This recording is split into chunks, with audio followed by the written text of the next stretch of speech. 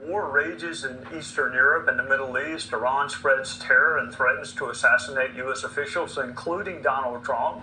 China and North Korea remain threats. How can President Trump and his national security team resolve these conflicts, and how much time do they have? Mike Gallagher chaired the Select Committee on China, served in uniform, and just wrote an op-ed warning the Pentagon has precious little time to prevent World War III. He joins us now. Welcome, Mr. Chairman. Thank you for your service to our country. First of all, you're not prone to hyperbole. 2 years, what makes you think the window is closing that quickly?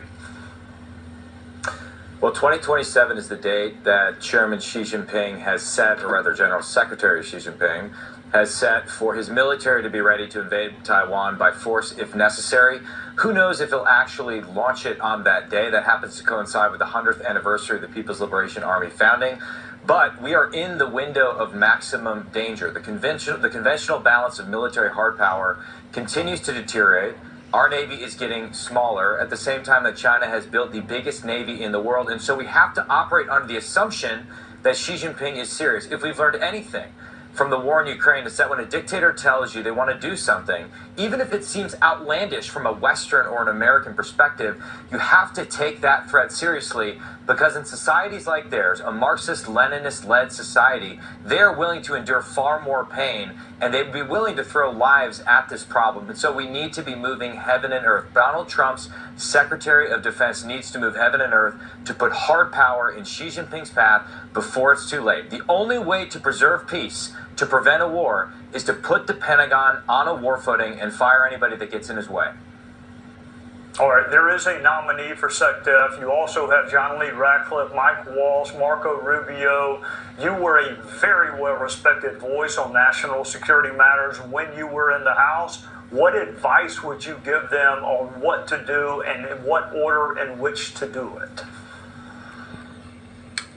The most important thing is to prioritize hard power. For our diplomatic efforts to have life, to have strength, they need to be backed by the credible threat of military force. As a great Wisconsinite, George Kennan, once said, you have no idea how much it contributes to the general politeness and pleasantness of diplomacy to have a nice, quiet little armed force in the background. The second thing is to prioritize the threat posed by the Chinese Communist Party and understand that it's not just an over-there threat, it's a right here at home threat. It connects to the lack of security on our southern border, because fentanyl, of course, the precursors in which are supplied by the Chinese Communist Party, are going across the southern border and killing tens of thousands of Americans. The third and final thing I would advise them, and unlike the old Cold War, we really are in an era where the private sector needs to work more constructively with the government. Most of our innovation when it comes to cutting edge technology is happening not in a government lab somewhere, but in the private sector. So we need to make sure that the best and brightest in Silicon Valley, in the tech sector more broadly, aren't spending their time and energy on optimizing algorithms for cat videos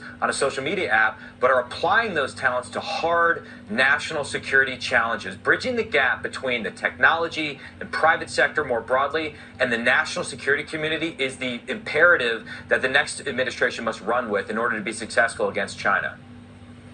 All right, Chairman, during COVID, we swore that we would reduce our dependency on China. Did that survive COVID, or was that also a casualty of the pandemic? Has there been any decoupling of our dependency on China?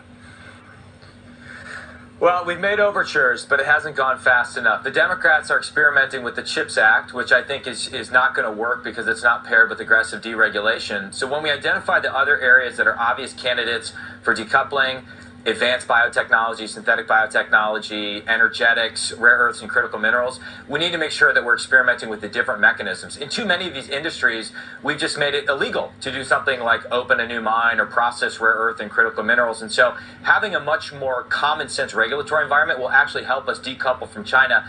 And the second thing is to make sure that as we are adopting a much tougher approach to China, I, for one, am advocating for getting rid of permanent normal trade relations with China in order to make sure that the American people don't bear the brunt of that cost.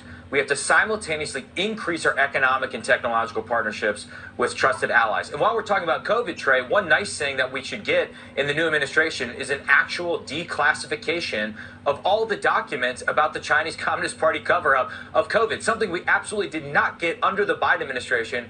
We got a fake review of the intel, and then we still don't have any transparency after something that fundamentally altered the course of history and all of our lives. We should demand transparency from the Chinese Communist Party, or they won't get fulsome cooperation from us in other areas.